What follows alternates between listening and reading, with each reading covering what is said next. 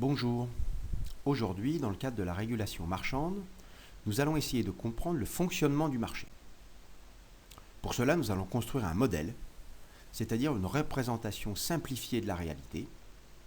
Ce modèle aura un objectif, comprendre comment sur un marché se détermine le prix de vente et les quantités échangées. Pour construire ce modèle, nous allons décomposer notre travail en 3 temps. Tout d'abord, nous allons modéliser la fonction d'offre du producteur. Ensuite, nous allons modéliser la fonction de demande du consommateur. Et enfin, nous modéliserons le fonctionnement du marché qui est le lieu de rencontre de l'offre et de la demande. D'abord, la détermination de la fonction d'offre. Le principe, c'est que l'entreprise va chercher à maximiser son profit. Ainsi, la question qui est posée est de savoir quelle quantité devra offrir cette entreprise sur un marché pour que son profit soit maximum. Pour cela, nous allons nous appuyer sur une hypothèse, c'est-à-dire que nous allons considérer que le coût marginal de l'entreprise est d'abord décroissant, puis croissant. Le coût marginal de l'entreprise correspond au coût de la dernière unité produite. Imaginons une entreprise pour laquelle nous aurions connaissance de sa fonction de coût marginal. On pourrait la représenter sur un graphique de la manière suivante, avec en abscisse la quantité produite, en ordonnée le coût marginal et ensuite le prix. La fonction de coût marginal de notre entreprise aurait cette allure-là. Elle est donc bien d'abord décroissante sur une première partie, puis elle devient ensuite croissante. Sur la partie où elle est croissante, cela signifie en fait que la dernière unité produite coûte plus cher à l'entreprise que les unités précédentes. Supposons maintenant que l'entreprise connaisse le prix de vente du produit considéré. Ce prix de vente est le même, quelle que soit la quantité produite par l'entreprise. On peut donc représenter le prix de vente par cette droite horizontale. Quelle serait alors la quantité produite qui permettrait, dans ces conditions-là, de réaliser le profit maximum? Le profit maximum serait réalisé par l'entreprise pour cette quantité Q1. En effet, sur cette partie verte, à gauche de la quantité Q1, le coût marginal est inférieur au prix de vente. Cela revient à dire que le coût de production de chacune des unités produites est inférieur au prix de vente de cette même unité. Ainsi, sur chacune de ces unités, l'entreprise réalise un profit. En revanche, sur cette partie orange, à droite de la quantité Q1, le coût marginal est supérieur au prix de vente. Ce qui revient à dire que le coût de production de chacune de ces unités produites est supérieur au prix auquel l'entreprise pourra vendre ces unités. Ainsi, cette zone orangée correspond à une perte pour l'entreprise. Le profit de l'entreprise est donc maximum lorsque le coût marginal est égal au prix. Imaginons maintenant que le prix soit modifié et imaginons que le prix baisse. Quelle sera alors la quantité produite qui permettra de maximiser le profit de l'entreprise? Ce sera cette fois-ci la quantité Q2.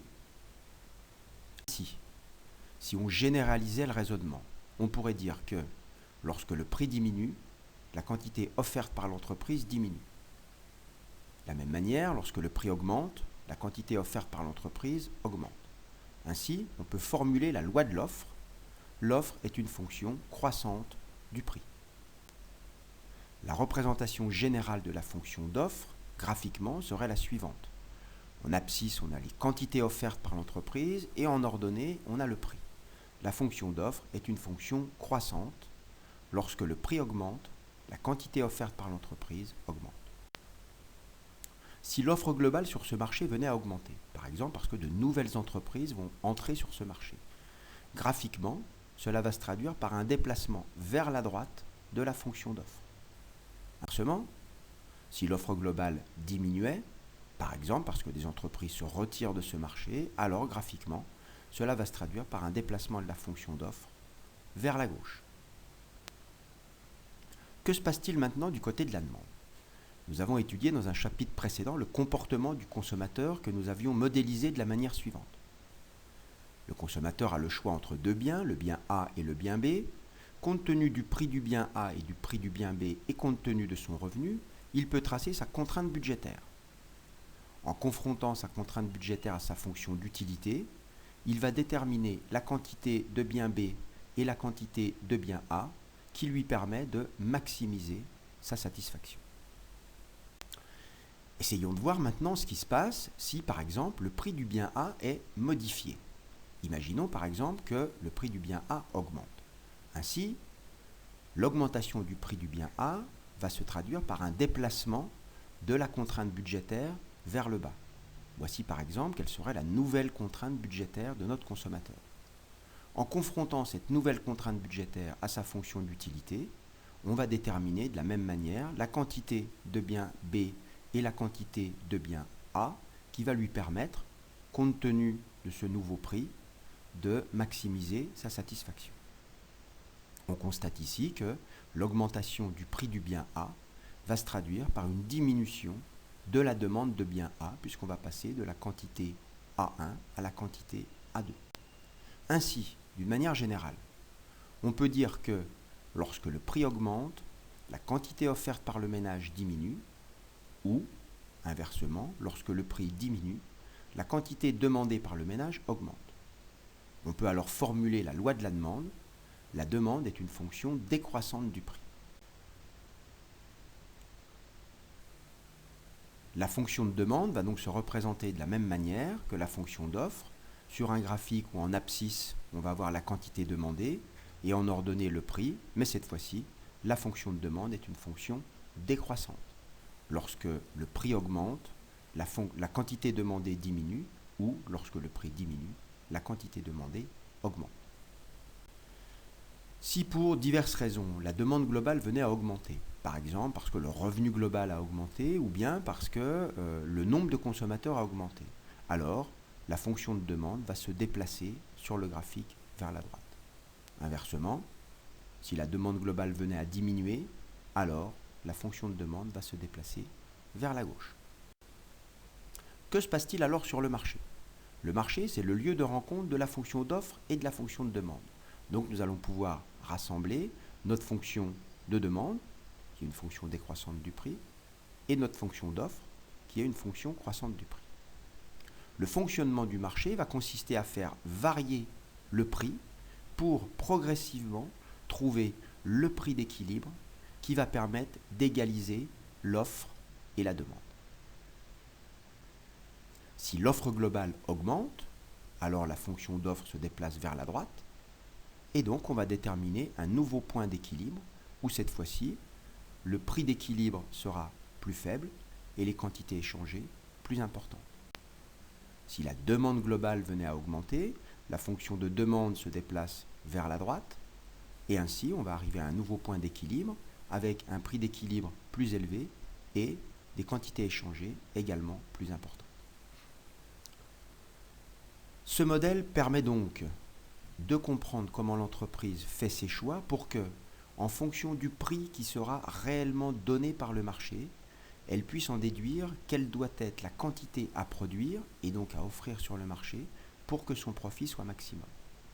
De même, ce modèle permet de comprendre comment le consommateur fait ses choix pour que, là encore, en fonction du prix qui sera réellement donné par le marché, le consommateur en déduise la quantité à demander pour que sa satisfaction soit maximum.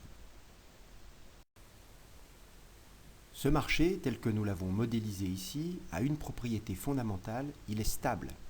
Cela signifie que s'il y a un déséquilibre qui apparaît, ce déséquilibre va progressivement se résorber pour que le marché revienne naturellement à sa position d'équilibre. Prenons un exemple. Imaginons que sur notre marché, le prix affiché soit supérieur au prix d'équilibre. Prenons par exemple un prix P1 supérieur à P étoile qui est le prix d'équilibre. Pour ce prix P1, la quantité demandée, Q1, est inférieure à la quantité offerte, Q1'. I. Lorsque le prix de marché est supérieur au prix d'équilibre, l'offre est donc supérieure à la demande. Cette situation de déséquilibre, où l'offre est supérieure à la demande, va inciter les entreprises, qui sont donc d'ailleurs en forte concurrence sur le marché, à baisser leurs prix. Cette baisse des prix va avoir deux conséquences. Première conséquence, la diminution de l'offre, ce qui est conforme à la loi de l'offre, puisque l'on a dit que dans la loi de l'offre, lorsque le prix diminue, l'offre diminue. De même, cette baisse des prix va avoir comme autre conséquence l'augmentation de la demande, ce qui est conforme à la loi de la demande, puisque nous avons vu dans la loi de la demande que lorsque le prix diminue, la demande augmente. Ainsi, progressivement, cette situation de déséquilibre va se résorber, puisque en baissant leur prix face à cet excès d'offres par rapport à la demande, les entreprises vont créer les conditions pour que, simultanément, la demande augmente et l'offre diminue. Et ce processus va se poursuivre jusqu'à ce que le prix revienne au prix d'équilibre qui va à nouveau égaliser l'offre et la demande. Le raisonnement aurait pu être exactement symétrique si nous avions simulé un prix de marché inférieur au prix d'équilibre. Ainsi, d'une manière générale, sur ce type de marché et dans le cadre de ce modèle, l'équilibre est forcément atteint et l'équilibre est stable.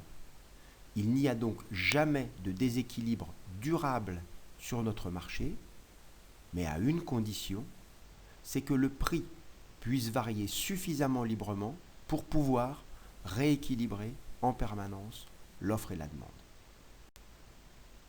À bientôt.